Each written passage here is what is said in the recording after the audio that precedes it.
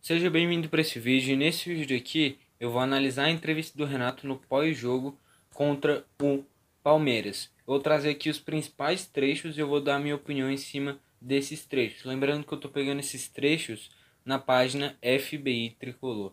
Então já bora aí. O primeiro. O que não pode numa decisão é errar. Demos mole no gol do Palmeiras, erramos e tomamos o gol. Bom, isso é algo nítido, né? O Grêmio acabou falhando nessa bola aérea. E jogo decisivo não pode falhar em bola aérea, em bola parada. Porque assim você, na teoria, pelo menos em bola aérea, bola parada, você tem tempo de se organizar. E a partir do momento que você se organiza e mesmo assim você toma um gol, tem alguma falha aí, seja coletiva, seja individual. Na minha visão foi uma falha coletiva, mas que os principais envolvidos foram o Paulo Vitor, que podia ter se posicionado melhor. Não acho que foi um frango, mas eu acho que foi uma falha de posicionamento. E o Kahneman, que obviamente não acompanhou o Gustavo Gomes. Eu colocaria esse peso um pouquinho maior em cima do Kahneman nessa falha, porque era marcação basicamente mano a mano, né? E o Kahneman deixou ele escapar. Aqui no Grêmio, quando vai mal, é sempre a preparação física. Nós vacilamos, nós tomamos o gol. Nessa partida eu achei que não teve problema na questão física, eu achei que foi mais na bola mesmo. O Grêmio não teve estratégia, não teve as melhores opções durante o jogo, as melhores opções que o Renato poderia fazer, ele acabou não fazendo. E aí o Grêmio acabou não criando tantas oportunidades, ou pelo menos não convertendo as que teve. Tô indo para a próxima. Quero falar de dois lances. Não adianta ficar reclamando aqui. Mas vocês analistas olhem esses dois lances. O gol do Palmeiras, como houve o escanteio, pega no braço do Rafael Veiga. E o pênalti no primeiro tempo no PP. Analisem, Gaciba, fala aí. Teve um momento do Rafael Veiga, confesso que não vi o replay, eu acho que não mostraram na transmissão, né? Pode ter pegado, mas eu não vi, então não vou opinar em cima disso. Mas se pegou, devia ter. O VAR não pode corrigir isso, mas o juiz devia ter percebido. E sobre esse pênalti no PP, eu já falei na nossa live, né? Eu falei sobre o critério de, por exemplo, uma vez que o Luan barrou o Jean-Pierre na área, logo em seguida o Diego Souza fez a mesma coisa fora da área e ele marcou a falta, sendo que o Matheus Henrique ia entrar cara a cara contra o Everton. E no lance que foi dentro da área ele não marcou nada, deixou seguir. E sobre esse lance do PP, o Gustavo Gomes nitidamente pisou no calcanhar dele. Pode não ter sido intencional, aliás, não foi intencional, mas é aquele negócio, não importa se foi intencional ou não, ele pisou. Eu gosto bastante de usar um exemplo que é o seguinte: se um carro vai e atropela uma pessoa, ele vai ser punido de qualquer pessoa, de qualquer jeito, a pessoa vai ser punida de qualquer jeito, independente de se quisesse atropelar, se não quisesse atropelar, ela fez isso, então tem que ser punida. No caso do futebol, isso é algo relativo, porque não vem acontecendo. O próximo, por que não chamo o árbitro nem para analisar? Vocês especialistas, agora olhem o lance e comentem. Para que VAR, né? Tira o árbitro do jogo e põe só o VAR. Só queria o Gaciba e o VAR de hoje para responder. Lance no braço, escanteio e gol. E o lance do PP. Já opinei em cima disso, né? Tô indo para a próxima. Já gastei saliva nos últimos 8 meses e nada muda. Tô cansado. Uma hora é o Grêmio, outra hora é outro clube, né, seu Gaciba? Grava um vídeo aí e manda pras emissoras explicando. Eu quero ouvir só isso, nada mais. Eu não vou dar essa desculpa que foi por causa da arbitragem, porque na minha visão são lances duvidosos, não digo, não vou ter uma conclusão definitiva, assim como teve em outros jogos que na minha visão foi mais nítido, mas eu achei sim que foi pênalti no Gustavo Gomes do PP. Teve essa dúvida lá do dessa parede que eu falei nesse lance que eu achei uma falta de critério tremenda. E teve esse lance daí duvidoso da mão. Se eu não vi, eu não vou dar minha opinião em cima disso. E são muitos clubes que são prejudicados ao longo do Brasileirão, Copa do Brasil, Libertadores. A diferença é que o Grêmio tentou, né, contra o São Paulo, depois daquele desastre no primeiro turno, desastre da arbitragem. O Grêmio foi atrás dos clubes para ver se dava para se unir para buscar a melhora da arbitragem. Todo mundo recusou. Agora, por exemplo, a gente está vendo o chororô do Inter. Agora eles ficam chorando, mas quando o Grêmio estendeu a mão, buscou uma causa em conjunto, não uma uma causa individual, uma causa em conjunto, eles recusaram. Então agora eles estão sofrendo também. O Grêmio tentou melhorar isso. O problema é que nenhum clube quis se unir com o Grêmio. Então, essa questão da arbitragem eu não questiono o Grêmio, porque o Grêmio foi atrás, foi tentar reclamar. Então tem isso daí também. Indo para a próxima. Não, o meu grupo é experiente e suficiente, não tem nada perdido. Nós temos condições de chegar lá e vencer a equipe do Palmeiras. Lembre de 2016 na Copa do Brasil? Perdemos aqui e viramos lá em São Paulo. Na Libertadores também. Eu só achei meio confuso essa questão que ele fala que o grupo é experiente e suficiente. Toda hora ele questiona a qualidade do grupo, então ele tem que ter uma decisão definitiva. Ou o grupo é bom, ou o grupo não é bom. E se ele pede para investir 200 milhões, aí fica complicado também. Vai para outro clube se for para ficar desse jeito, né? Indo para a próxima. Você tem que ver o que aconteceu no mundo todo. O Barcelona ficou 4 jogos sem vencer. Veja os jogos da Europa daqui, porque o Grêmio tem que jogar sempre bem. Tem que ser o bam bam bam. Eu acho que o Grêmio jogou bem hoje. Só nesse trecho final, na minha visão, diferente de muitos jogos, a maioria dos jogos, geralmente quando o adversário tem um jogador expulso, o Grêmio, ao invés de atacar, pressionar, muitas vezes acaba tomando até pressão. Um exemplo clássico é contra o Corinthians, né? Aquele empate, mas que teve 2 expulsões do Corinthians e no final o Vanderlei fez um milagre para salvar o Grêmio. Esse é um exemplo clássico, né? Geralmente o Grêmio não leva tanta vantagem. Mas eu gostei da utilização, por exemplo, do Isaac, da utilização do Churin. Eu gostei até, eu não gosto quando geralmente vai para baixo, vai todo mundo, mas eu gostei dessa reta final. Não foi aquele jeito de qualquer jeito. Era organizado, tinha alguma ideia do que eles tinham que fazer, pelo menos. Nesse quesito eu gostei. E sobre o Barcelona, é a má gestão, né? A gente não precisa nem dizer nada. Eles trocaram um ataque com Neymar, Messi e Suárez para pouco tempo depois ter Dembélé, Bright White e Messi. E é por isso que não tá chegando longe em nada. E é por isso que toda hora troca de treinador. E é por isso que a torcida tá reclamando toda hora.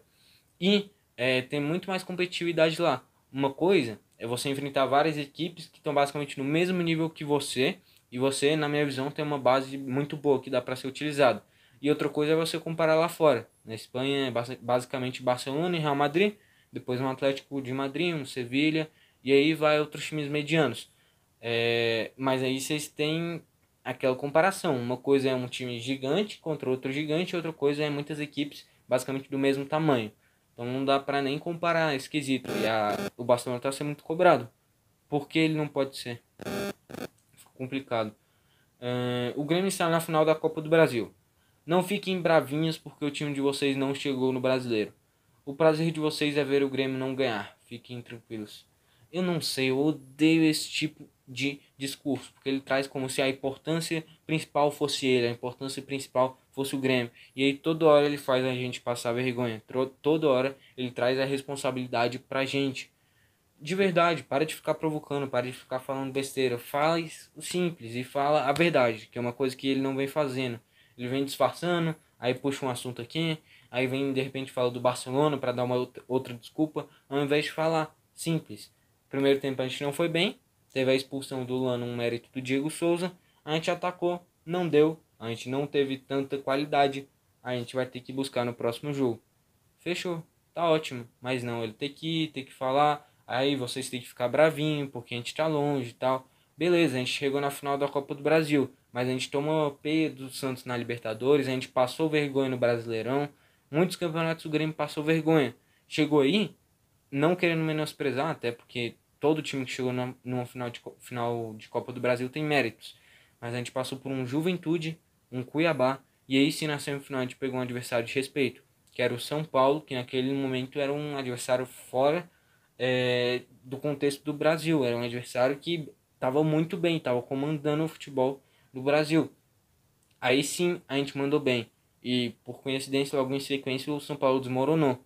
Mas a gente passou por Juventude e Cuiabá. Então, com muita facilidade, a gente já estava na reta final da Copa do Brasil. Não tem muito mérito em você ganhar, ou pelo menos garantir em 2 jogos sua classificação. Não é um trabalho muito consistente. Isso mostra mais a camisa do Grêmio, o peso da camisa do Grêmio. E sim, até um bom trabalho. Indo para a próxima. Toda vez que eu precisei do Paulo Vitor, ele foi bem. Mesma coisa com o Paulo na zaga. Observei, analisei, por isso optei por eles. Sempre foram bem quando precisei. É eles dois mesmo que ele tá falando? Não faz sentido, né? O 5-0 eu não me lembro do Paulo Vitor ter ido bem. Paulo Miranda sempre se machucando na hora que a gente mais precisa e quando joga geralmente falha. Não sei, eu acho que ele tá vendo outro Grêmio. Eu só troco ideias com o presidente. Os colegas de vocês aqui no Sul afirmaram que já estava acertado com o Atlético.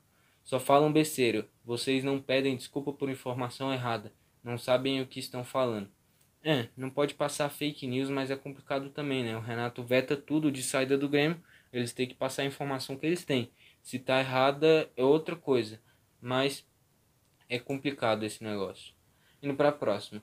Uns falam que eu vou ficar, outros que falam que eu vou para Atlético. Assim é Brasil. Falam um monte de besteira, estão sempre desinformados. Fazer o quê? No momento a Copa do Brasil é o mais importante. Fazer o quê, né? Vão falar o quê? Se estão perguntando do negócio, vão falar: eu simplesmente não sei, não tenho nenhuma informação, não tenho nada. Não sei se você vai, não sei se você fica. Ninguém faria isso, né? Basicamente pedir para ser menosprezado. Eles têm que dar alguma informação. Seja ele fica, seja ele sai, seja eu acho que ele vai, seja eu acho que ele fica. Mas eles têm que dar a opinião deles. Não pode falar: ah, não tenho nada. Então fica complicado. Ou pelo menos o Grêmio tem que passar essas informações. Mas não é nada claro no Grêmio. O Grêmio cria e cria bastante. Precisamos buscar jogadores que saibam fazer gols. Temos poucos jogadores que saibam fazer gols. No futebol é fundamental ter esses jogadores. Eu toco nessa tecla com o presidente. Tem que ser mortal lá na frente. Ou você tem que criar o suficiente para vencer. Não é o que o Grêmio vem fazendo. E o Grêmio tem o Diego Souza, que é mortal. O problema, o PP decaiu e o próprio Alisson, né?